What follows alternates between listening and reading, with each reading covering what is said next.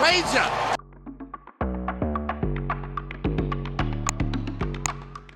Welcome back to another episode of Life After the Show. Now, Life After the Show is about to turn into Life After the Season right now. The season for the Yankees is done, and how we got here would take a really, really long time to explain it. But in the short Cliff Notes version, the Toronto Blue Jays knocked the Yankees out of the playoffs. Kind of disappointing. Wanted to see those guys go further.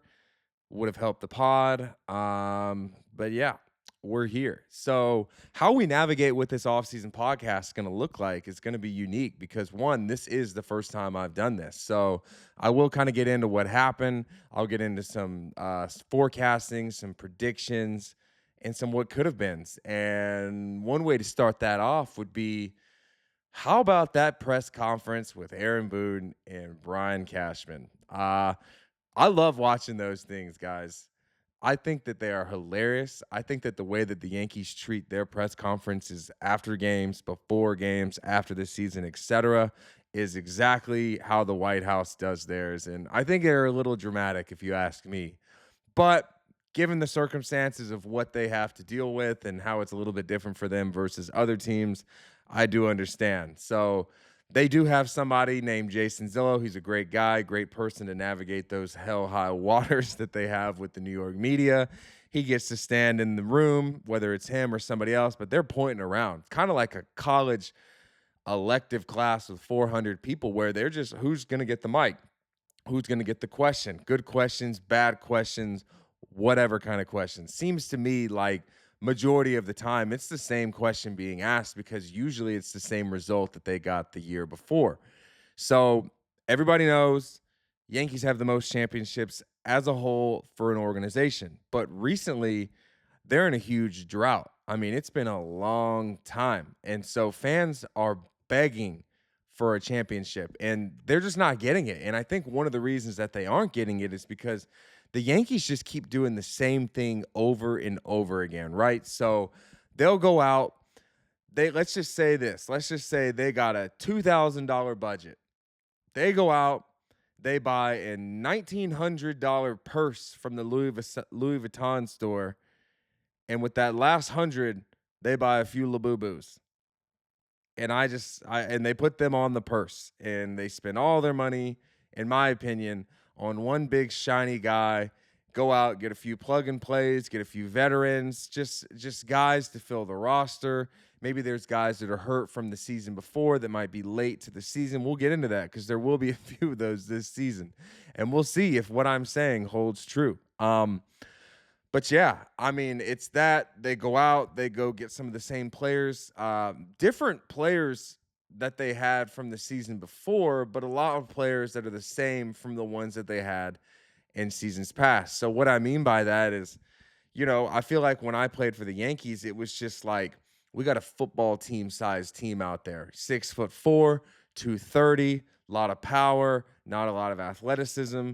Not great for the base paths, just really not a ton of athletes. Now, I do think that this season with the Yankees, this was one of their more athletic teams. But just because it's one of their more athletic teams doesn't mean that it's going to bar the results that you want. And so if you're going to go out, get a lot of athletes, guys that can play 8, 9 positions, it feels like, throw them all over the place. They got to be able to hit. I mean, that's really what it comes down to. Obviously, defense is a huge commodity for these teams, but these guys have to be able to hit. I mean, I feel like when I was watching the Blue Jays, one thing that I was having a hard time with was disassociating what those former Blue Jays teams looked like that I used to play against and understanding who the fuck they've got on this current roster.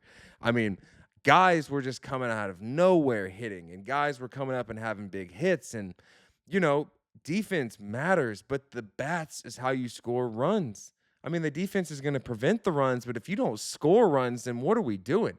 And so everybody knows that when October comes around, games can be decided by just a few runs. And obviously runs can be home runs, they can be sack bunts, they can be doubles, they can be whatever. You score runs, however, but when one guy is out there carrying the entire load and, you're just looking for him to be up to the plate 9 times out of 9. It's tough. I mean, you wanna have a lineup that's as deep as you can get, and so I just I just feel like maybe some of the reasons that these teams currently are struggling is because the guys that they're bringing up through the system maybe are products of how the Yankees have always looked at hitting.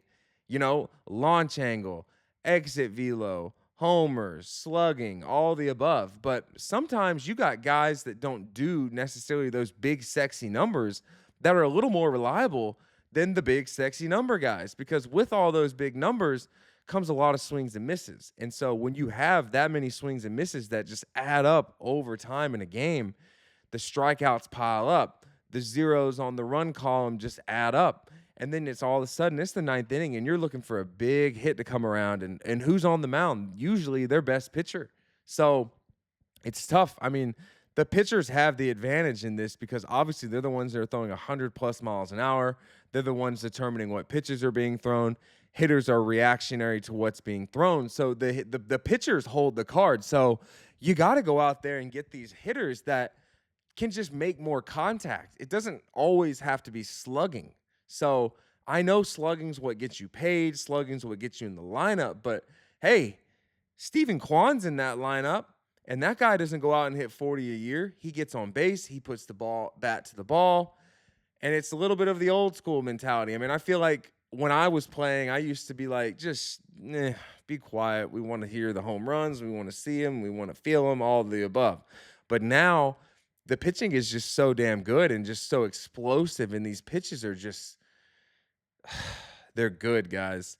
When you step in that batter's box, it's a whole different feel than what you're seeing on TV. So I think that as this podcast goes on throughout the offseason, I would like to highlight some of my own favorite players that either you trade for, either you bring up through the system. And full transparency aside, I don't really know a ton of the guys in the Yankee system. I'll have to go through and look, figure out which ones as a, I guess as an evaluator now and see which ones I like. That doesn't mean that they're going to call them up, but maybe some sleepers in there that might get some love at times. And then obviously some guys that you can trade for, maybe some guys that are on the block, because that's one thing that the Yankees can do is they've got deep pockets and they've got a farm system that they could maybe utilize and trade or bring guys up. So you really, at the end of the day, don't care how these players get to the team. It's just you want your team, your current team, to be set up. I mean, a lot of these guys will prospect hug. They'll flame players out, make them think that they're a little bit better. That's one thing that the Yankees do really good is they weaponize the media in the sense of, hey, we've got this prospect that's out of this world good. And we plan on bringing this guy up and him being a huge part of our team, but he's off limits if you want him. And then he gets up, gets limited at bats, has a hard time adjusting. The story's been written multiple times. So if you're not going to utilize the guys in the farm, trade them. There's a ton of them down there that could be traded that could probably get you a good piece that could help. I mean, damn, at the end of the day, the Yankees are the only team that don't put last names on their jersey.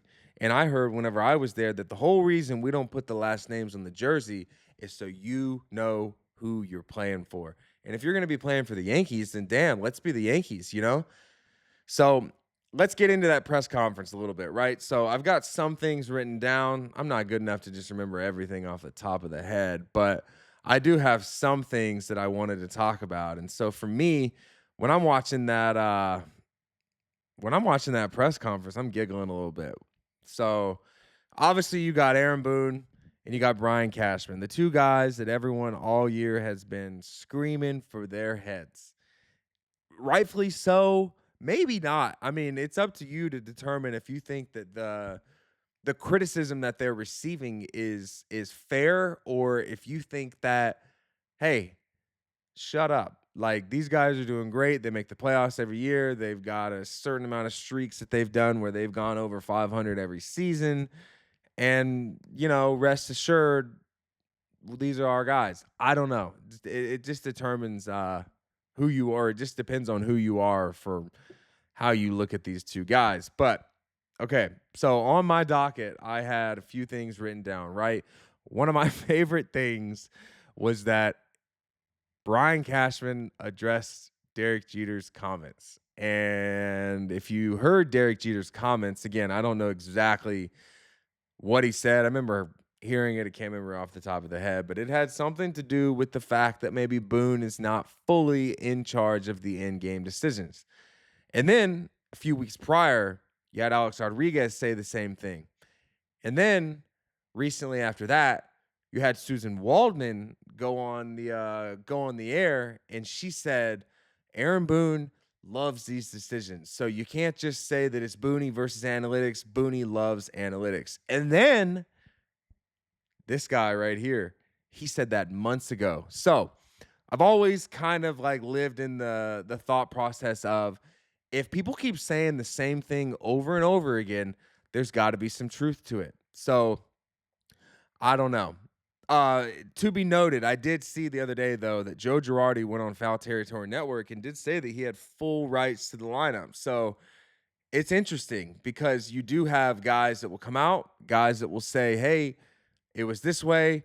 Then you have Hall of Fame players be like, "Nah, it's this way." Then you got guys like me saying it's this way. Then you got radio people being like, "Nah, it's this way." So a lot of people, right? A lot of people, and there's a lot of input to be said because people just want to know what the hell is going on. Baseball has changed.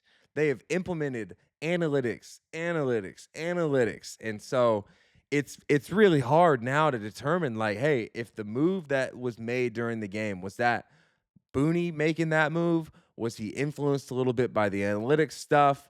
What is it, a 50-50 collaboration? Is there like how does the pendulum, like, what side is it going on? So I don't know. Cashman addressed the Derek Jeter stuff, says he called him personally. Yeah.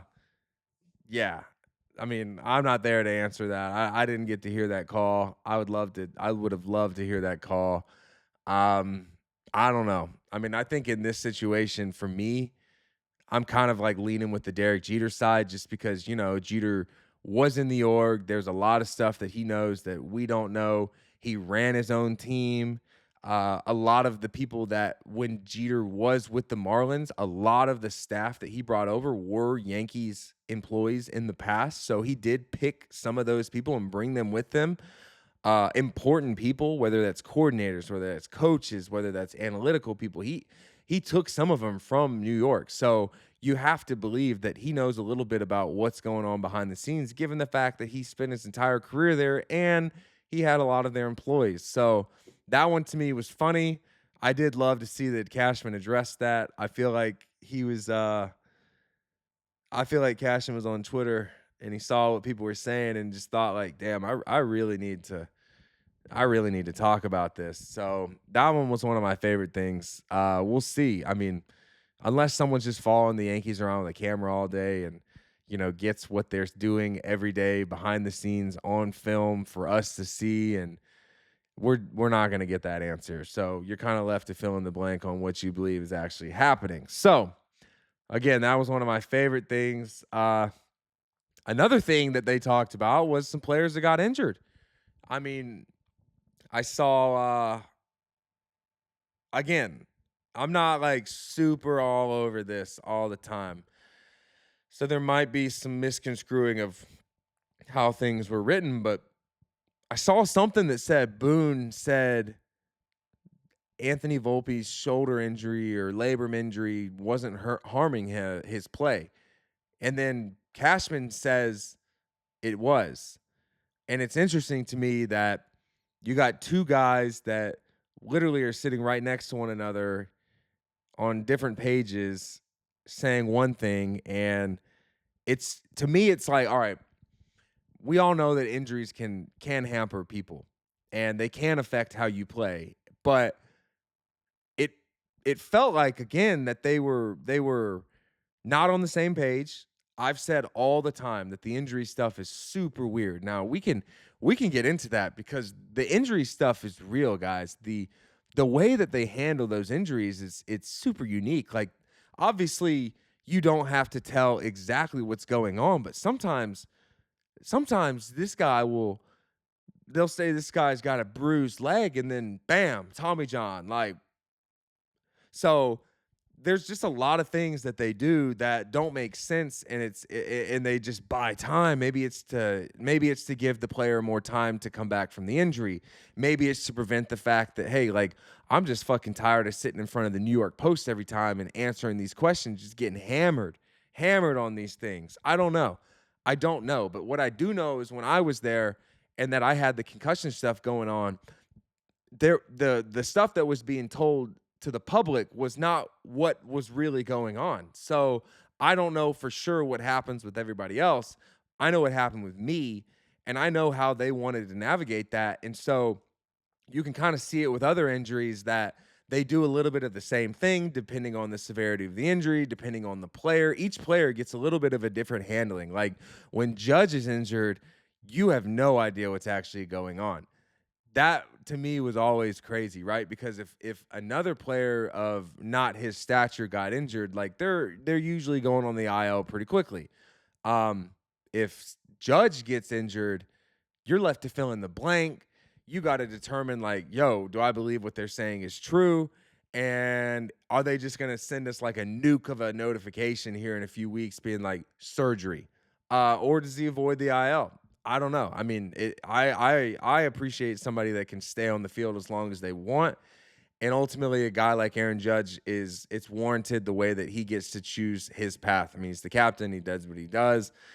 He's accomplished so much compared to what the rest of us have accomplished in the sports world. So no qualms on my end. The fact that he doesn't go on the IL right away. I'm just pointing out that some players have a little bit of a different route to the IL in their journey. So Volpe goes under the knife, gets surgery. They say that Volpe's gonna, probably start the year on a rehab assignment. So next episode we can kind of get into it, but that just like, I mean, you're left with the imagination of who's gonna be our starting shortstop.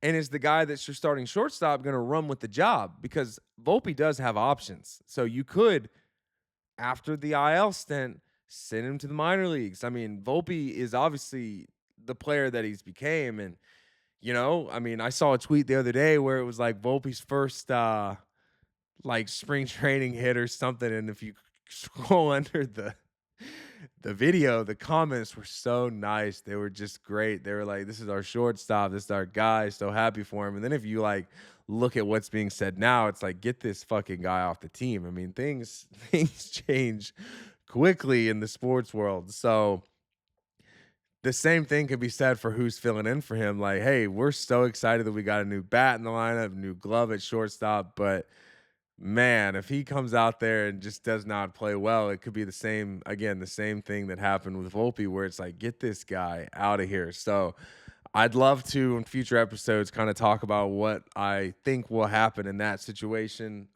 Another thing was, Carlos Rodon, he got surgery, so he's going to be missing a little bit of time. And so you got Garrett Cole coming back from the injury. You have Rodon injured. You have Anthony Volpe injured. Judges avoided any surgery, they said. So that one is the biggest question mark of the offseason for the injuries for me. Just to continue to like look at it, like for me, when I hear that some of these guys, like those two that I mentioned, are injured and going to start the season on the IL, it's like, what's this offseason signings going to look like? I mean, Cashman in his press conference alluded that they've got some players knocking on the door, but they always have players knocking on the door. They just don't fucking let them in.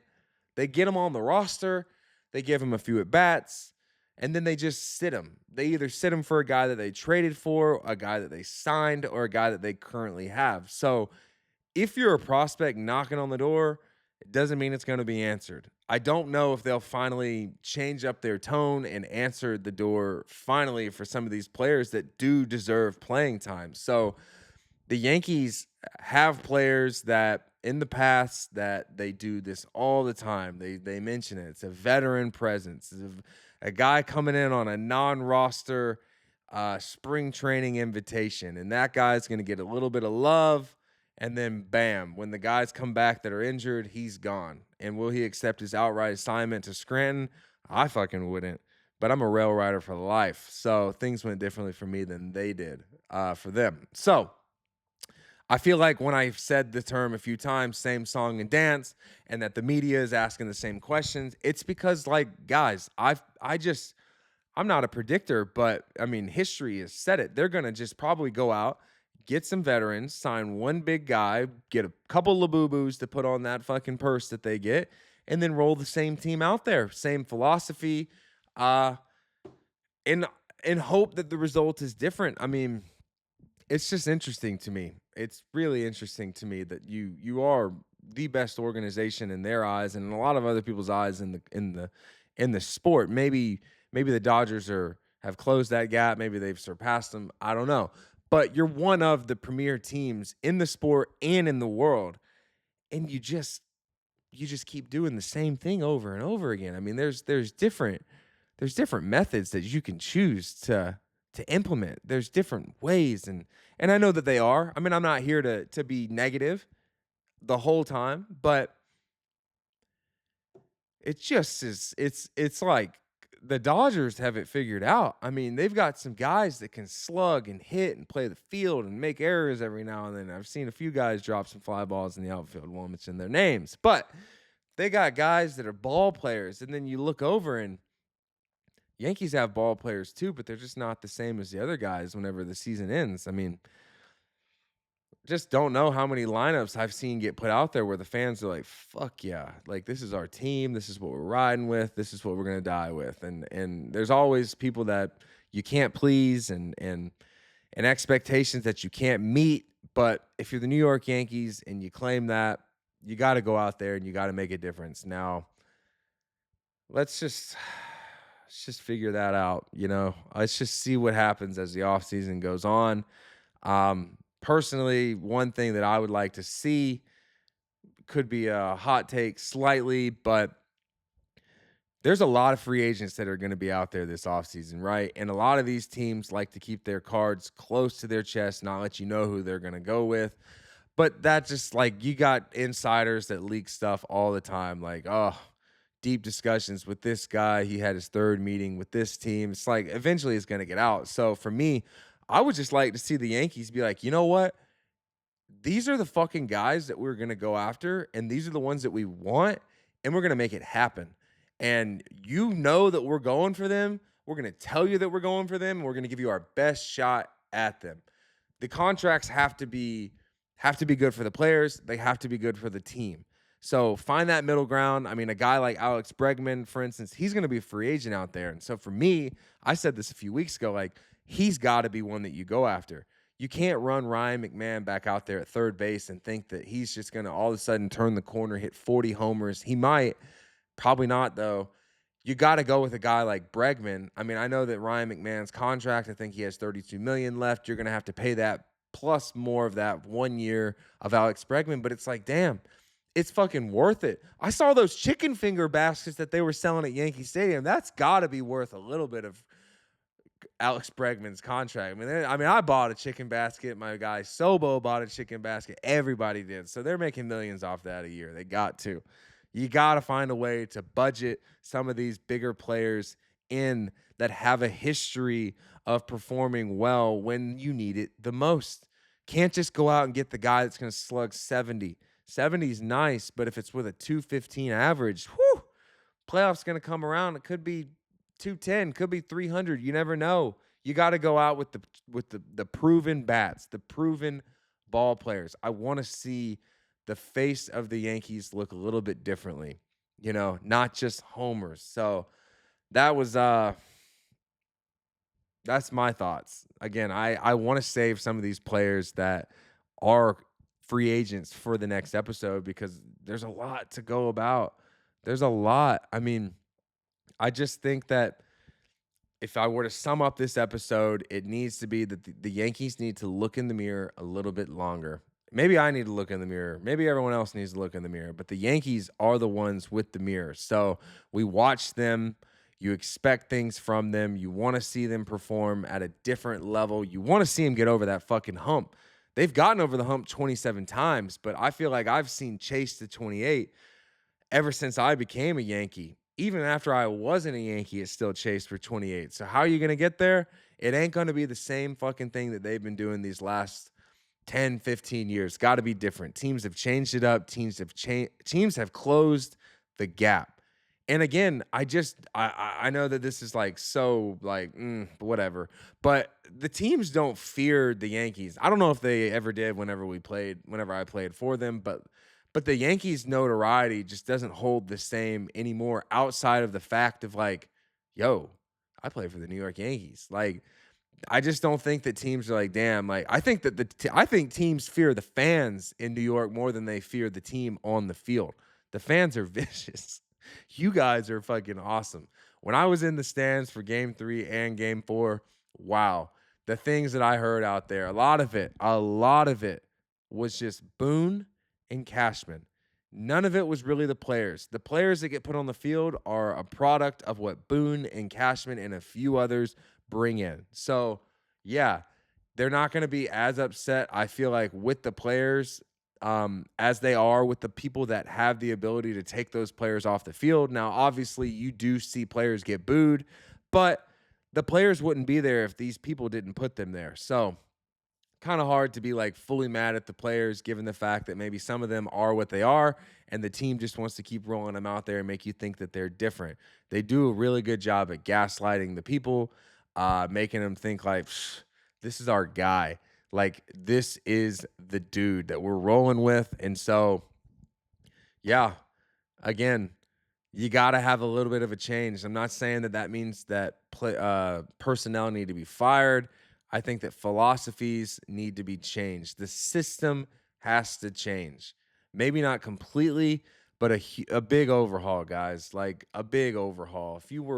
If you walk the streets of New York and you just hear the same thing over and over again, and you're a person that's of power in that org, and you're just like, fuck it. These guys don't know nothing.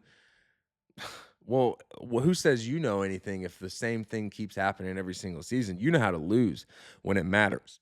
Woo! Burped whenever I said that. You know how to lose whenever it matters. So, I don't know, guys.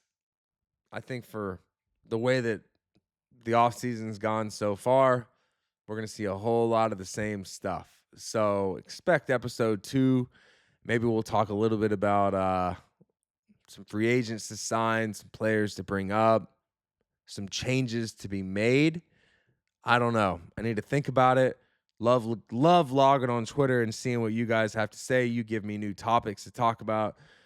Y'all some of y'all are great follows. I kind of shadow follow from afar. A few accounts that I like to look at that just put some good stuff out there. And so yeah, hope the Yankees look in that mirror that we talked about and make a slight change, because if not, it's going to be a long off season for everybody. So that's it for Life After the Show, episode 1 of the off season. Expect more to come in the days following. Again, hope they look in that mirror, guys. See y'all for episode 2 here pretty soon.